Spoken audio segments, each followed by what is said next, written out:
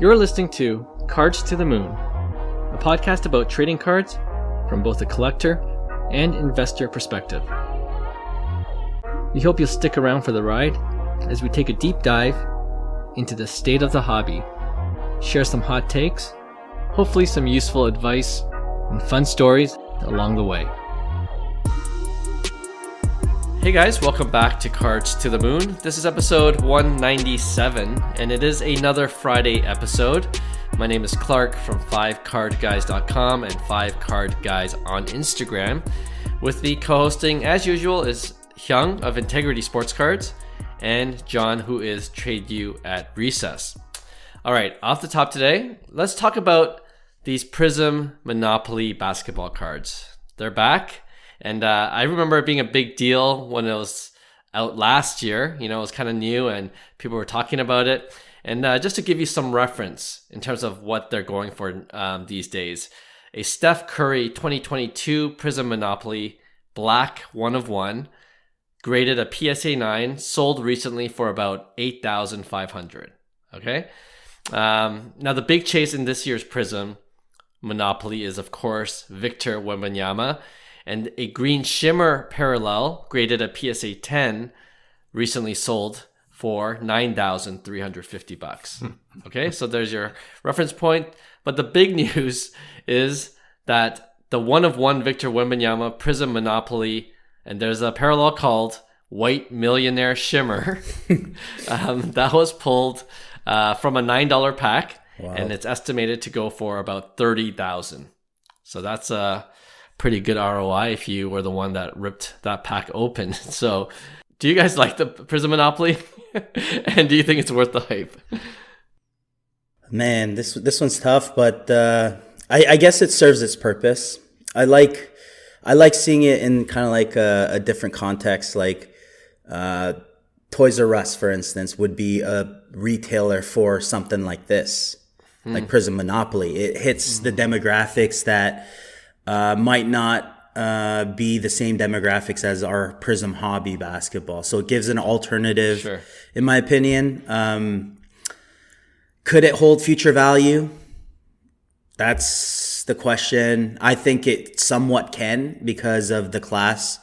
You got Wemby as the chase. So I think there might be a demand for it. But as you can see, you know, the prices are a fraction of what Prizm obviously goes for. So I think it kind of gives that price point of, you know, filling that void, I guess, from being unaffordable to the regular demographics to offering a kind of like a price point in between. Yeah. What do you think, John? You know what? I think in the long run, if Panini and Topps are listening and how we continue to complain about print runs, I do like the concept. If Monopoly is around and if there's, you know, like another parallel set like Toys R Us Prizm, I don't, you know, people dogging it at first, but I don't mind it as much if it means they print the OG less so that this can be the sort of retail for the kids or alternative sets, right? So if it means that they still print more and clearly it's still probably just as popular because of how much people still want to rip. Right, so yeah. I think I'm on board with it. All these alternate sets, if it means they put a hold on the printing for the original Topps Chrome and Panini Prizm, the original sets. I think if they limit the print run, I'm all on board with it. With that being said, I think we dogged on Monopoly a lot last year. This year, people are not dogging it on it as much. I think it's just being widely accepted.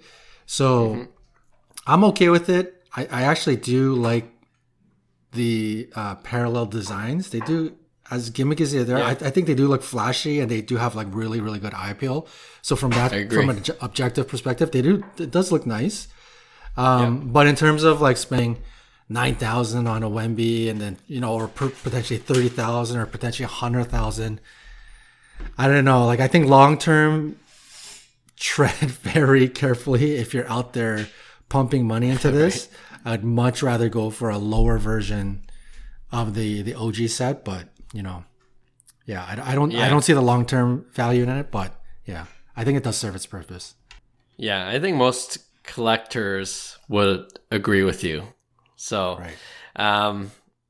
And it is part of a game. I think we forget that Right. and I think I saw Lameme James post where it shows like a dad crying, and then it says like, this is when their kids actually play with their Monopoly Prizm cards.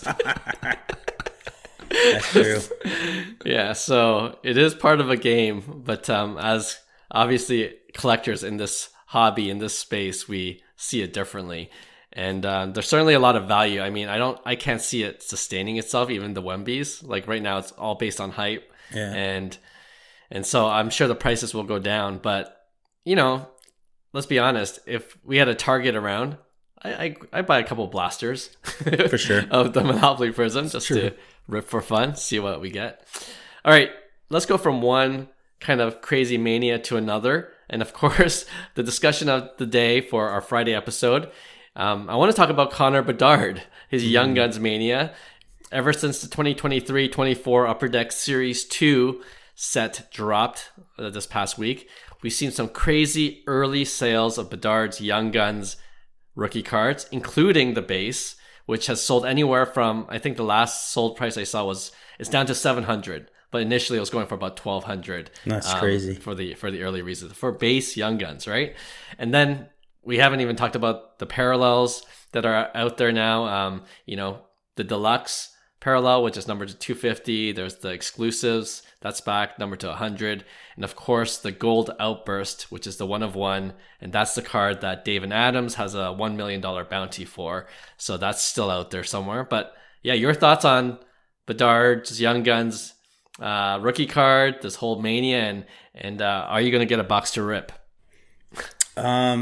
Yes, to the last question.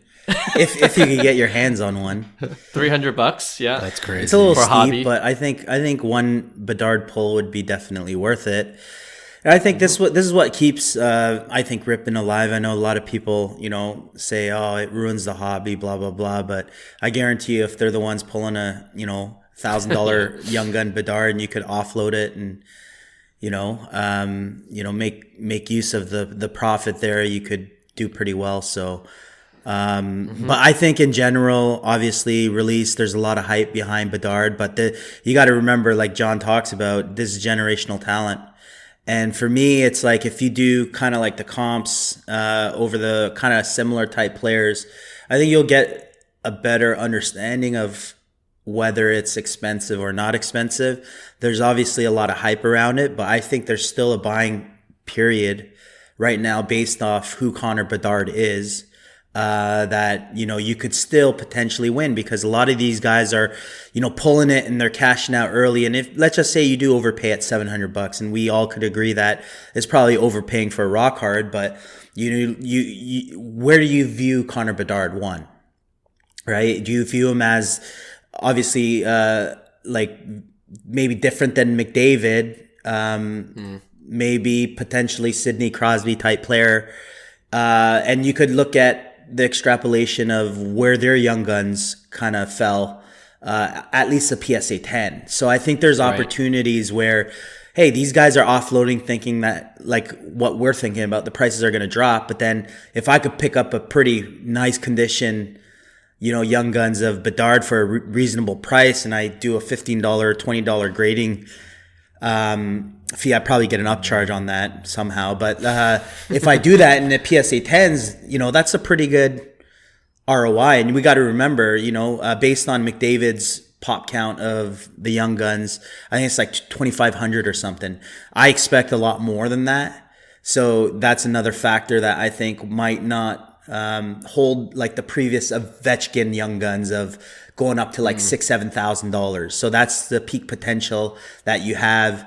And kind of somewhere in between that, I think a lot of people are thinking in the similar lines. Like, there's still a lot of opportunity with with these Young Guns, even though the prices are insane to begin with, if that makes sense.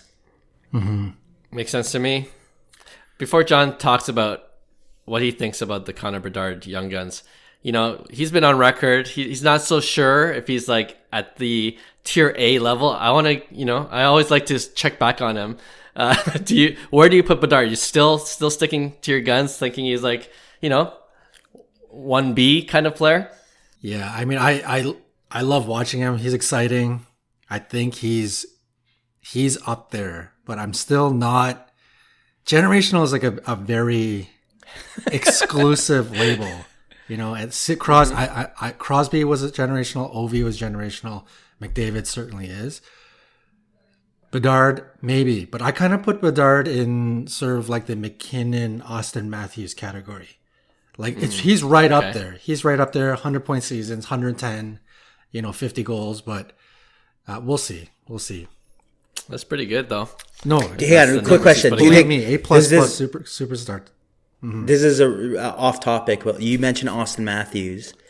Do you think Austin Matthews is not that type of player? Like based on what he's doing right now, I mean, he's now performing killing to his kind of like maybe I'm selling like him short, I don't know. Yeah, like to me, he's like he might surpass Ovechkin like type player, right? So it's like. Does Austin Matthews fall into that category as well, or potential, right? Yeah. And just for reference, his Young Guns is going for 1,500 or so in a PSA 10. So, right. So I guess it depends on how you view Connor Bedard.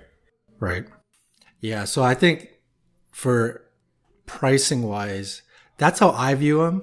But I did say, remember when we did our Connor Bedard 1v1 last week or a couple of weeks ago?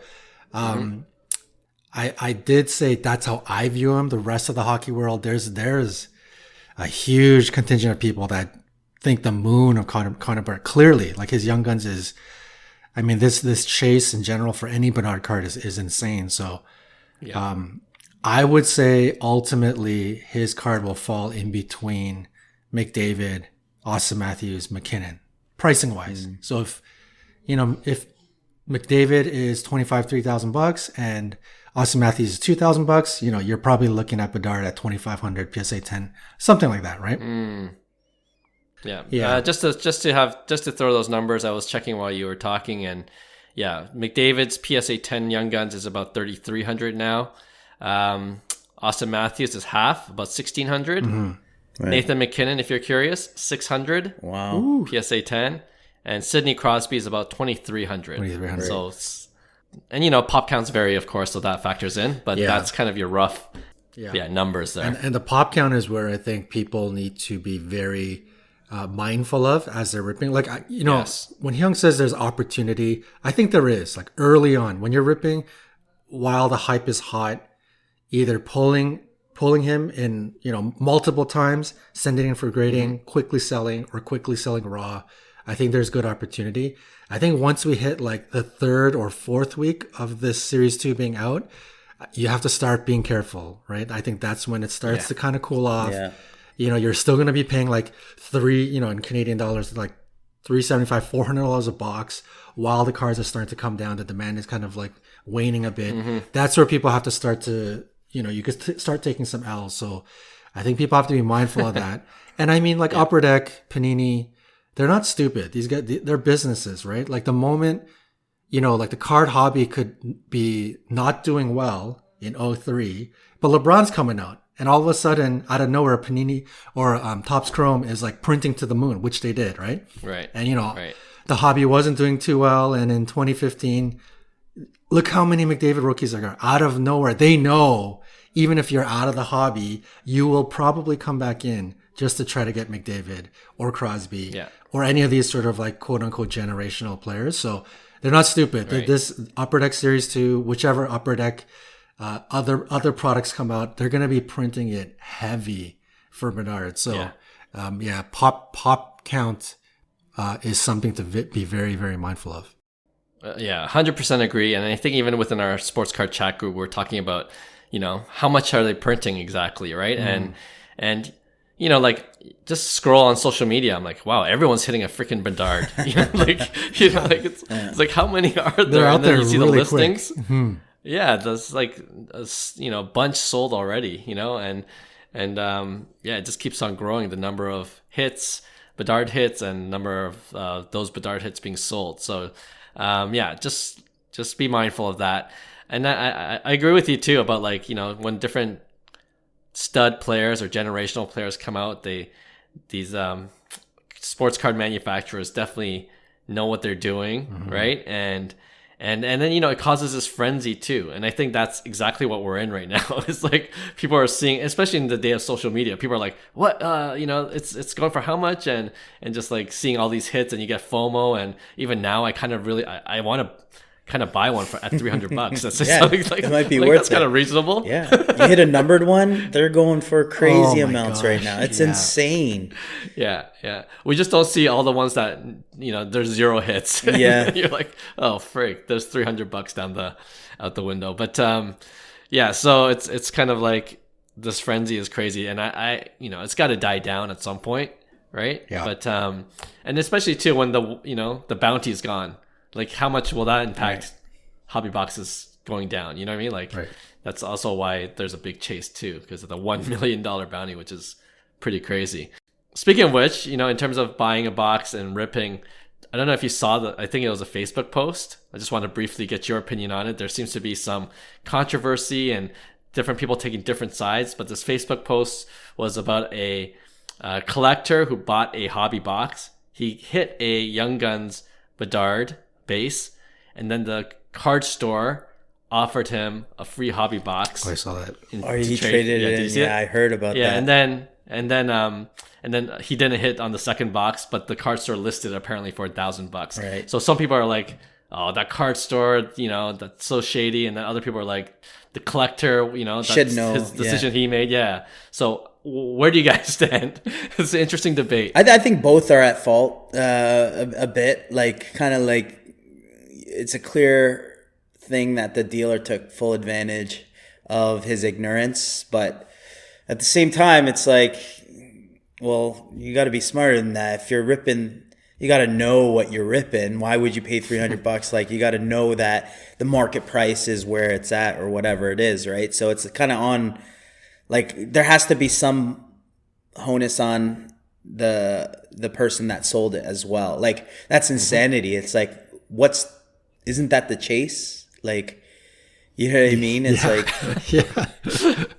what are you cashing it in for? What are you hoping for exactly in the next box? Like, it's like, did anybody tell? I hope to hit it again. Yeah, unless you're going for a numbered Bedard, which is like playing Russian roulette at that point, right? Oh, that's ridiculous. Yeah.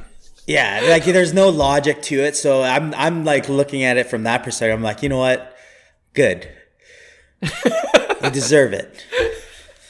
Okay. Yeah. Yeah, a lot of people are with you, Hyung, on that.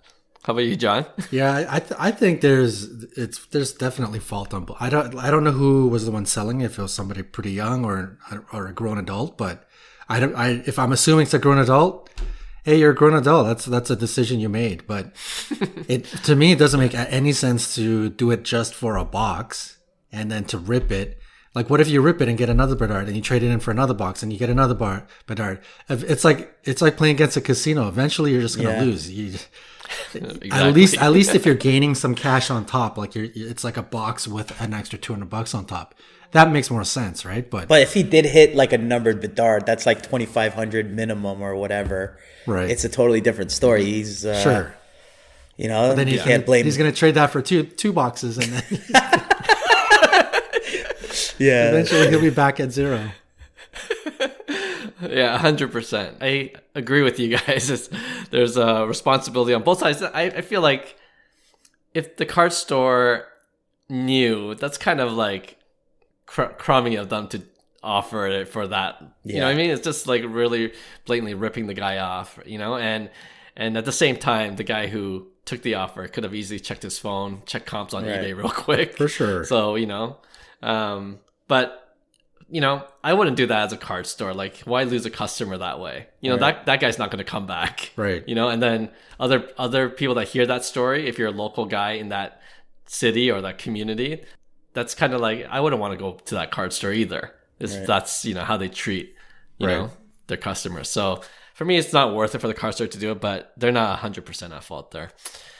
All right. Well, even the blasters. I was going to look at the blaster. I'm like, maybe I'll buy a blaster, but it's like $60-$70 for a blaster for 4 packs. That's crazy. So I'm like, I don't know. Maybe I'll make for good content. I'll just bite the bullet and then we'll see. But but it's not cheap right now. So just a fair warning out there if you're looking to rip. All right, let's stop there for our Friday episode. Thanks again for listening and tuning in. We appreciate you guys. And if you like this episode and you haven't rated us yet on Apple Podcasts or Spotify or wherever you listen to your podcast, we appreciate it if you do that. And we'll have a brand new episode for you guys on Tuesday. See you then. Bye. Hey, thanks for listening to Cards to the Moon. We'd really appreciate you subscribing to our podcast wherever you listen to your podcasts. And you can also connect with each of us on Instagram at 5cardguys, or you can follow Hyung at Integrity Sports Cards, or John at TradeU at Recess. You can also check us out at 5cardguys.com. Thanks again, and hope to connect soon.